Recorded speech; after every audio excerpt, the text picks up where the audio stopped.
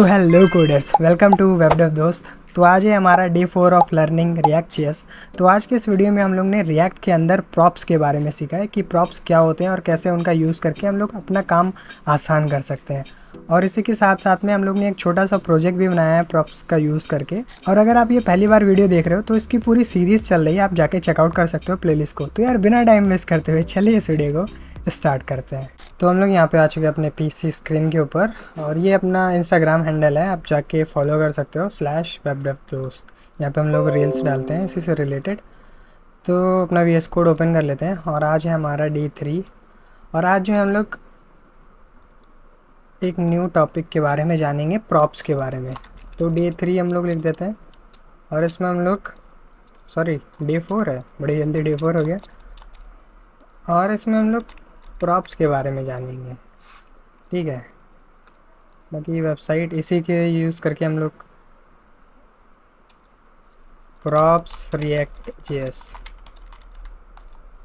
ठीक है। इसी का यूज़ करके हम लोग एक छोटा सा कुछ बना लेंगे। बाकी प्रॉप्स टॉपिक को कवर करने वाले हैं। सिंपली सबसे पहले हम लोग को क्या करना है, अपना टर्मिनल ओपन करना है। कैसे ओपन करते हो, यहाँ से ओपन कर सकते हो, रन टर्मिनल, न्यू टर्मिनल करके। बाकी शॉर्टकट की जो भी दी हो वो शॉर्टकट की देख लेना। मेरे में कंट्रोल प्लस जो रा वाली बटन होती है जिस पे बैकटिक बना हुआ था उससे हो जाता है। को लिखना है npm क्रिएट वीट और वीटे @latest और इसी फोल्डर में इंस्टॉल करना है, इसलिए हम लोग फुल स्टॉप लगा देंगे। अभी ये आपसे पूछेगा क्या है, रिएक्ट हम लोग सेलेक्ट कर लेंगे और जावास्क्रिप्ट सेलेक्ट कर लेंगे। अब हम लोग को ये सारे नोड पैकेजेस को इंस्टॉल करना होगा, तो npm इंस्टॉल लिख दो या npm i लिख दो, तो ये थोड़ी देर में आपका इंस्टॉल होना चालू हो जाएगा। अब यहाँ पे हम लोग चलते हैं एक्सकेली ड्रॉ के ऊपर, हम लोग समझते हैं कि ये प्रॉप्स क्या होता है। तो जैसा कि हम लोग ने डे 1 में समझा था, शायद डे 2 में समझा था, कि डे 2 में हम लोग ने रिएक्ट का स्ट्रक्चर समझा था। रिएक्ट जो है एक रूट डिव बना होता है जिसकी आईडी होती है रूट। उसको सेलेक्ट करके वहाँ पे जो भी हम लोग एलिमेंट्स वहाँ पे डालते हैं, जैसे main.jsx होती है, उसके अंदर अगर हम लोग फाइल डाल रहे हैं app.jsx तो उसके अंदर फाइल वो आ जाती है। ये समझ लो ये मेन है, मेन के अंदर ऐप है। तो मान लो मेन वाली फाइल के अंदर कुछ वेरिएबल्स हैं जिनकी वैल्यू हम लोग को पहुंचानी है ऐप के अंदर, तो वहाँ पे हम लोग के प्रॉप्स काम आते हैं। तो अभी यहाँ जब इंस्टॉल हो जाएगा, देख सकते हैं इंस्टॉल हो गया, तो npm रन डेव करोगे तो ये सर्वर रन होने लगेगा। अभी देखो इस पर क्लिक करें तो ये देखो थोड़ा ये अभी जो है app.js वाला पेज पूरा आया हुआ है। अगर सही से देखें तो ये देखो सोर्स में गए, ये main.jsx फाइल है। main.jsx के अंदर हम लोग ऐप को पास कर रहे हैं। ये स्ट्रिक्ट मोड आप हटा सकते हो, फालतू का आता है। इसके अंदर हम लोग ऐप पास कर रहे हैं, लेकिन अगर हम लोग को यहीं से कुछ डेटा भी पास करना होता है, जैसे मान लो लेट नेम कुछ और लिख देते हैं, माई नेम इक्वल्स टू करके हम लोग डेटा भी पास कर सकते हैं। और डेटा यहाँ पे आप लिख सकते हो, जैसे माई नेम इक्वल्स टू हम लिख देते हैं मेरा नाम नूर आलम है, ठीक है। ये लिख दिया हमने, ये डेटा वहाँ पे पास हो चुका है। लेकिन इस डेटा को आप यूज़ कैसे करोगे, इसलिए हम लोग को app.js में जाना पड़ेगा। और यहाँ पे जो है, यहाँ पे आप प्रॉप्स को कैच कर सकते हो। तो प्रॉप्स एक ऑब्जेक्ट आता है, ठीक है। ये प्रॉप्स का पूरा ऑब्जेक्ट आ जाएगा। तो ऑब्जेक्ट के अंदर हम लोग ने क्या पास करा है, डॉट, ये ऑब्जेक्ट की वैल्यू है। तो ऑब्जेक्ट की क्या है, माई नेम। तो अगर हम लोग यहाँ पे कंसोल कराएं, अगर पूरा प्रॉप्स ही कंसोल कराएं तो देखते हैं क्या आता है, ठीक है। अभी कंसोल करा लिया, अब चेक करते हैं। ये देखो प्रॉप्स ऑब्जेक्ट है, ऑब्जेक्ट के अंदर माई नेम की के अंदर ये नूर आलम वैल्यू आ रही है। अगर यहाँ पे डॉट माई नेम कर दें तो ये देखो अगली बार अगर रिलोड करें तो ये देखो मेरा नाम आ रहा है।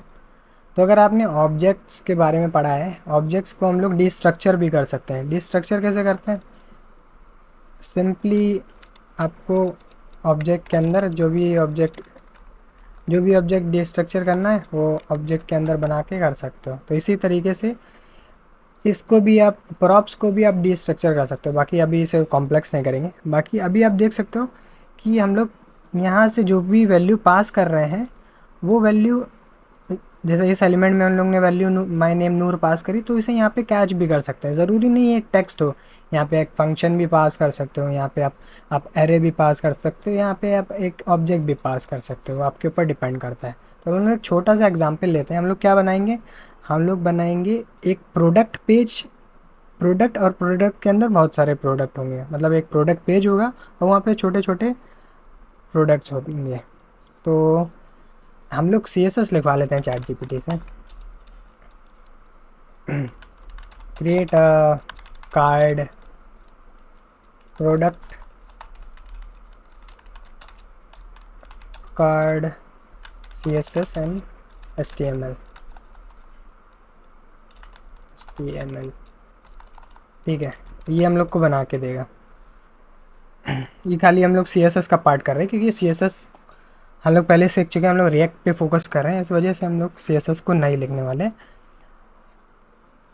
बस ये हम लोग को UI बना के दे देगा। ठीक है, जल्दी बनाओ। तो ये कार्ड है, इस कार्ड को कॉपी कर लेते हैं। तो हम लोग बनाएंगे एक मेन कार्ड, और उसके अंदर बहुत सारे कार्ड हम लोग शो कराएंगे। तो ऐप के अंदर हम लोग ये सारा काम करेंगे। इस सबको इरेज कर देते हैं, ये पूरा इरेज कर दिया। ठीक है, ऐप के अंदर हम लोग कार्ड को शो कराएंगे। पहले कार्ड बना लेते हैं। तो जब भी हम लोग कुछ कंपोनेंट बनाते हैं, मतलब पेज के अंदर जो भी चीज़ें हम लोग रखते हैं, तो उसे कंपोनेंट बोलते हैं। तो कंपोनेंट हम लोग बना लेते हैं। सोर्स के अंदर एक न्यू फोल्डर बनाते हैं जिसका नाम रखते हैं कंपोनेंट्स। ठीक है, कंपोनेंट्स के अंदर आप अभी हम लोग क्या बनाने वाले हैं, हम लोग बनाने वाले हैं card.jsx। ठीक है, कार्ड बोल रहे हैं, आप प्रोडक्ट बोल लो या प्रोडक्ट्स बोल लो, कुछ भी बोल लो। हम कार्ड बना रहे हैं और उसके अंदर नहीं, हम ये कार्ड्स बना रहे हैं, मतलब ये कार्ड्स पेज होगा। ठीक है, और आगे आपने अगर पिछली बार हमने बताया था, ये वाला एक्सटेंशन अगर डाउनलोड किया होगा रिएक्ट वाला, ये वाला अगर आप एक्सटेंशन डाउनलोड कर लो, तो आप RFCE लिखोगे तो रिएक्ट फंक्शनल कंपोनेंट ये इस टाइप से बन जाएगा।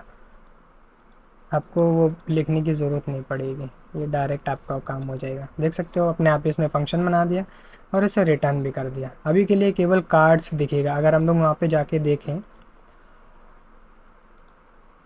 अच्छा हम लोग ने वहाँ पे यूज़ नहीं किया, तो देख सकते हो यहाँ पे हम लोग को कार्ड लाना भी तो पड़ेगा, तभी तो दिखेंगे। अब एक ही अगर पे एक ही एलिमेंट यहाँ पे अगर हम लोग को शो कराना होता तो डायरेक्ट भी लिख सकते हैं बिना उसके। ये देखो कार्ड्स हम लोग ने लिया, अब ये ऑटो इंपोर्ट हो गया, वो प्लगइन की वजह से हो रहा है जो हम लोग ने इंस्टॉल किया। और इसे हटा देते हैं। तो अभी देखो कार्ड्स लिख के आएगा, ये देखो कार्ड्स लिख के आ रहा है, बीच में आ रहा है हम लोग। ठीक है, और देखते हैं इसने CSS लिखी क्या। ये देखो CSS लिख दी है। CSS को कॉपी कर लेते हैं और इस CSS को डायरेक्ट हम लोग जो है देखते हैं ये CSS अप्लाई होगी या नहीं।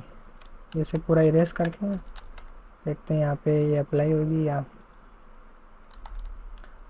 और इस CSS को भी डिलीट, इसको डिलीट कर देते हैं। अरे वो app.jsx डिलीट कर दिया, CSS फाइल को डिलीट करना था। ठीक है, अब कार्ड्स जो कार्ड्स कंपोनेंट हम लोग ने बनाया है उसके अंदर हम लोग सारे कार्ड्स दिखाने वाले हैं। तो सारे कार्ड्स कैसे दिखाएंगे, अभी एक ही कार्ड दिखा देते हैं। तो अभी एक कार्ड कैसे दिखेगा, अभी एक कार्ड के लिए से केवल हम लोग जो कॉपी पेस्ट कर देते हैं, जो कॉपी किया था HTML, वापस से देख लेते हैं। ये वाला ये कार्ड जो है, इसको अभी के लिए रेंडर करा देते हैं। ये देखो यहाँ पे इसे पेस्ट कर देते हैं। ये एरर क्यों दे रहा है,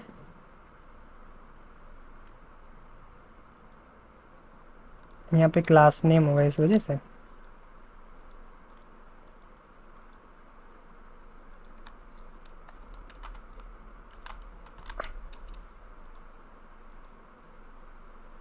ये एरर क्यों दे रहा है,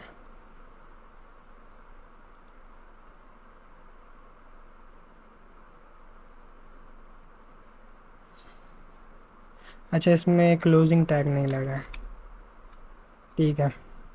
अब अगर हम लोग देखें अपना कार्ड वेबसाइट, तो एक कार्ड दिखना चाहिए हम लोग को। ये देखो, ये कुछ इस टाइप से हम लोग को दिख रहा है, लेकिन हम लोग को बहुत सारे प्रोडक्ट दिखाने हैं। Product image, product name, product price, create. हम लोग जो है पूरा एरे एक बनवा लेते हैं जिसके अंदर बहुत सारे ऑब्जेक्ट्स होंगे, जिसके अंदर आपको प्रोडक्ट नेम, प्रोडक्ट इमेज और प्रोडक्ट प्राइस दिखने वाला है। Create array of products with product name, price, product name, price और एंड इमेज SRC, ठीक है। अब ये हम लोग को एक एरे बना के दे देगा। वैसे हम लोग चाहे तो यहाँ पे API का यूज़ कर सकते थे प्रोडक्ट्स लाने के लिए, लेकिन अभी API को समझने के लिए हम लोग को एक और हुक समझना पड़ेगा, वो कल की वीडियो में हम लोग समझेंगे। बाकी अभी हम लोग प्रॉप्स के बारे में समझ रहे थे, ठीक है। ये प्रोडक्ट्स हम लोग को मिल जाएंगे। अरे पूरा कोड क्यों लिखने लगता है। गेट, अरे प्रोडक्ट इमेज URL ऑल्सो। हम लोग को प्रोडक्ट इमेज URL भी चाहिए ना, उसने खाली वहाँ पे इमेज लिख दिया। इमेज आनी भी तो चाहिए, खाली उसने URL लिख दिया। ये क्या सही में आती है क्या एग्जाम्पल? देखें, ये इमेज एग्जिस्ट करती है क्या? नहीं है यार, यार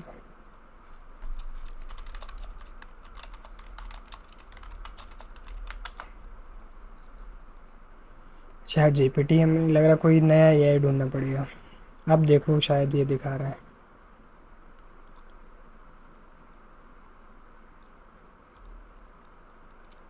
अभी भी नहीं आया तो फिर चैट GPT। हाँ अब आया, ठीक है, ठीक है, काम चल जाएगा। अभी देखो यहाँ पे 5 प्रोडक्ट्स हैं, ठीक है। अभी हम लोग ने कार्ड्स के अंदर जो है हम लोग क्या करने वाले हैं, कार्ड्स के अंदर हम लोग एक और कार्ड बनाएंगे, ठीक है। अभी यहाँ पे कार्ड हम लोग यहाँ पे उस कार्ड को रेंडर कराएंगे। अभी देखो समझो क्या होने वाला है। अभी जो कंपोनेंट्स हैं इसके अंदर एक और हम लोग कंपोनेंट बनाएंगे जिसका नाम रखेंगे card.jsx, ठीक है। और RFCE लिखोगे तो वो पूरा कोड अपने आप लिख जाएगा। एक फंक्शन बनाया, उसके अंदर हम लोगों ने इसे रिटर्न कर दिया, और यहाँ पे हम लोग उस कार्ड वाले को यहाँ पे रख देंगे, ठीक है।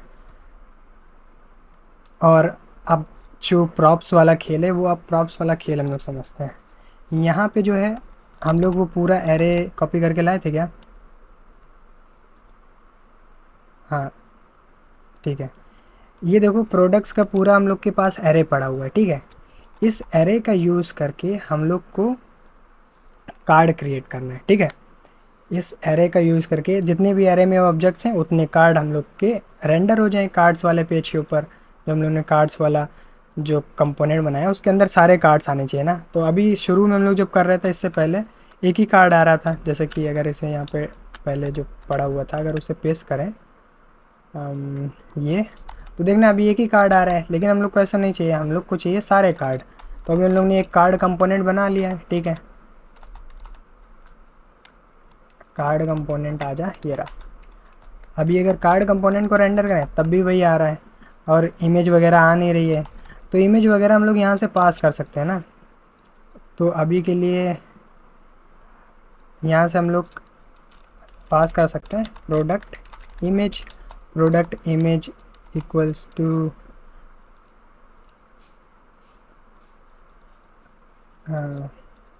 प्रोडक्ट इमेज पास कर सकते हैं हम लोग यहाँ से। लेकिन ये एरे पूरा पड़ा हुआ है, और हम लोग एक एरे की कोई वैल्यू उठा लेते हैं। तो 0th इंडेक्स पे जो है उसे उठा लेते हैं।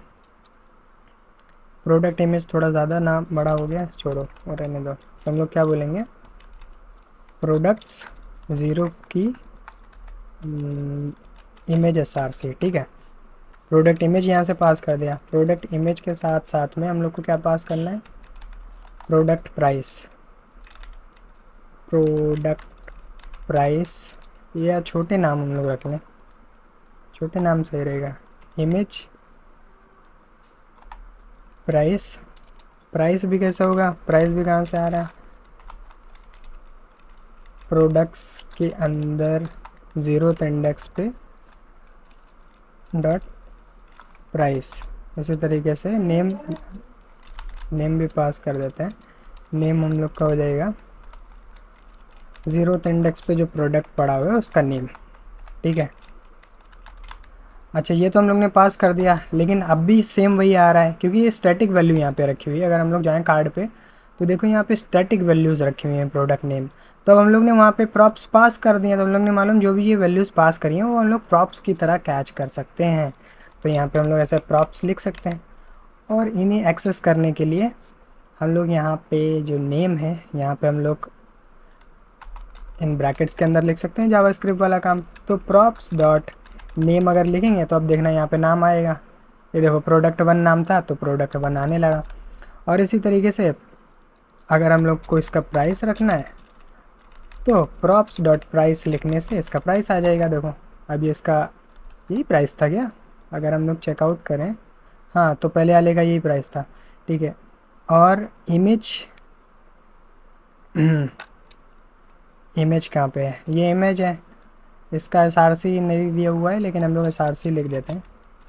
हाँ दिया हुआ है, ये रहा सोर्स। तो सोर्स क्या है? सोर्स है प्रॉप्स डॉट क्या था, हम लोग ने क्या नेम दिया था, यही नेम आपको लिखना पड़ता है, इमेज। तो डॉट इमेज लिखने से अब यहाँ पे इमेज भी आनी चाहिए जो कि अभी शो नहीं कर रहा है। ये कुछ आया तो है लेकिन ये सही नहीं आया है। एक बार इसके ऊपर चलते हैं। ये यहाँ पे तो शो कर रहा है।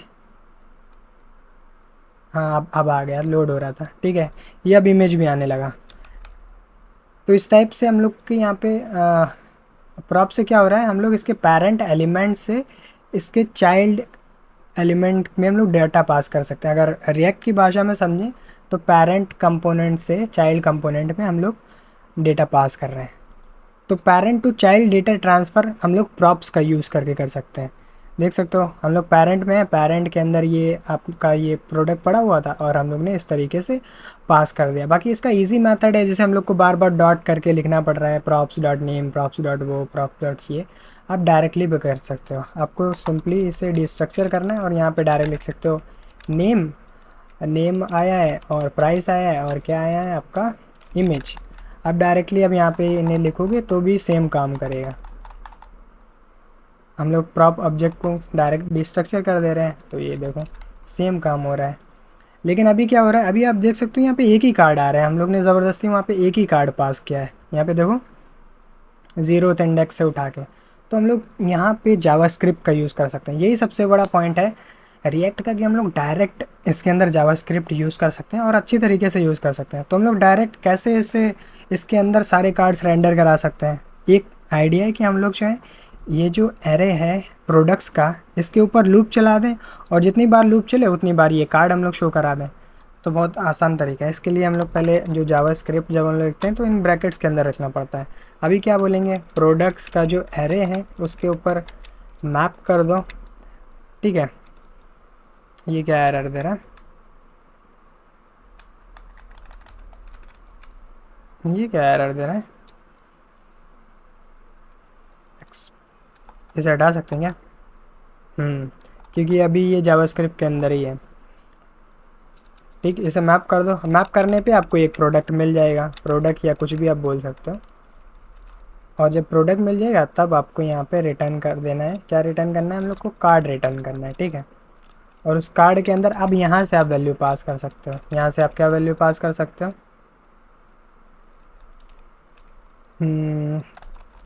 यहाँ से आप पास कर सकते हो नेम इक्वल्स टू, अब आपको मालूम है हर प्रोडक्ट में ये उठ के आ जाएगा, product dot name, product dot price, product dot image. तो यहाँ पे हम लोग लिख देंगे और इससे जो है आपको इस ब्रैकेट में करके लिखना पड़ेगा। यहाँ पे लिख दो प्रोडक्ट डॉट नेम। इसी तरीके से प्राइस हम लोग लिखेंगे प्रोडक्ट डॉट प्राइस और इसे क्लोज कर दो। और इसी तरीके से इमेज, इमेज इक्वल्स टू हो जाएगा आपका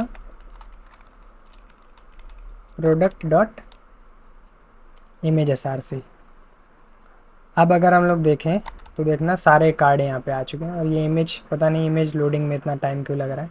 ये देखो धीरे धीरे इमेज लोड हो रही है। ये देखो, ये कुछ इस टाइप से हम लोग का प्रोडक्ट्स पेज बन चुका है। बाकी अगर चाहें तो इसे सही कर सकते हैं। इसका CSS गंदा सा लिखा हुआ है। चैट जीपीटी क्या करा है तुमने? बॉडी में जो है इसने डिस्प्ले फ्लेक्स कर दिया। जस्टिफाई आइटम सेंटर, ये हाइट वगैरह इसे हटाओ। अब देखते हैं, अभी भी नहीं हुआ सही।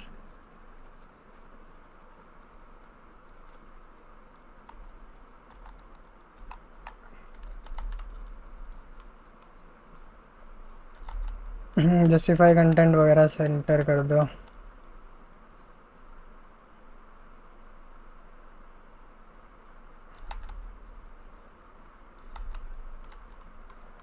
ये फ्लेक्स करने से सारे फ्लेक्स क्यों नहीं हो रहे? डिस्प्ले फ्लेक्स,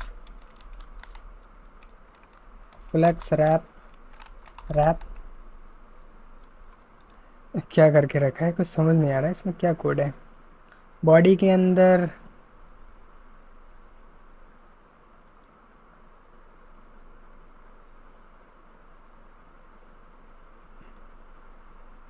ये प्रोडक्ट कार्ड पड़े हुए हैं बहुत सारे। और ये पड़े किसके अंदर हुए? इस डिव के अंदर पड़े हुए हैं जिसकी आईडी रूट है। अच्छा, इस डिव की आईडी जो रूट है इसे हम लोग को बनाना है। अब सही हो जाएगा। हाँ देखो सही हो गया। बाकी गैप और दे देते हैं इसमें, गैप दे दो 2 REM। ठीक है, अब ये देखो सारे प्रोडक्ट्स दिखने लगे। और मार्जिन टॉप दे दो 150 पिक्सल। तो देख सकते हो हम लोग ने प्रॉप्स का यूज़ करना सीख लिया आज के इस वीडियो में। और ये प्रोडक्ट का कुछ हम लोग ने पेज बना लिया, आप देख सकते हो। और देख सकते हो हम लोग ने कितना कम कोड लिखा। अगर देखा जाए, अगर हम लोग HTML CSS का यूज़ करते हैं तो क्या करते हैं हम लोग, सारे पेजेस बनाने पड़ते हैं और सबके अंदर हम लोग धीरे धीरे करके वैल्यूज़ अपडेट करते हैं। लेकिन देखो इसमें कितना आसानी से हम लोग, और हम लोग का स्ट्रक्चर भी देखो कितना सेम अच्छा सा स्ट्रक्चर है। हम app.js के अंदर हम लोग ने अभी के लिए कार्ड कार्ड रखा था। और उस कार्ड्स कंपोनेंट के अंदर अगर हम लोग चलें तो देखो कार्ड्स कंपोनेंट के अंदर हम लोग ने एक एक कार्ड को मैप करा दिया। मैप क्या कराया? अभी के लिए ये डेटा हम लोग ने चैट जीपीटी से लिखवा लिया था, उस डेटा को रेंडर करवा दिया। अगर पूरा स्ट्रक्चर समझें तो इसके ऊपर यहाँ पे हेडर भी हो सकता था, नीचे फुटर भी हो सकता था। वो सब भी हम लोग करेंगे कल वाले वीडियो में। हम लोग सीखेंगे कि कैसे हम लोग यूज़ इफ़ेक्ट का यूज़ कर सकते हैं, API कॉल कैसे हम लोग करते हैं रिएक्ट के अंदर। तो आई होप आज के इस प्रोजेक्ट से आपने प्रॉप्स के बारे में बेसिक नॉलेज तो आपको आ ही गई होगी। तो कैसा लगा आज का वीडियो? आई होप आज के इस वीडियो से आपने प्रॉप्स के बारे में सीखा होगा, जावास्क्रिप्ट के अंदर प्रॉप्स के कैसे यूज़ कर सकते हैं। और इसका यूज़ करके आप छोटे मोटे प्रोजेक्ट्स बना सकते हो, जैसे जिसके अंदर आपको बार बार कोड लिखना पड़े। जैसे मान लो आपको बहुत सारे प्रोडक्ट्स शो कराने हैं, ऐसे तरीके से बहुत सी चीज़ें हो सकती हैं। आप उसको जो है इसके प्रैक्टिस करना और अपना आइडिया यूज़ करके वहाँ पे कुछ बनाने की कोशिश करना। बाकी ये सारा कोड जो है वीडियो के डिस्क्रिप्शन में लिंक दिया हुआ है गिटहब का, वहाँ पे जाओगे वहाँ पे आपको मिल जाएगा। बाकी अगर आपको ऐसे वीडियोस पसंद आते हैं तो इस प्लेलिस्ट को आप फॉलो कर सकते हो। बाकी और भी ऐसे वीडियोस के लिए Sa, sa pagkara, sa, rakapar, sa parakaraay, sa, sa rakap, whatever.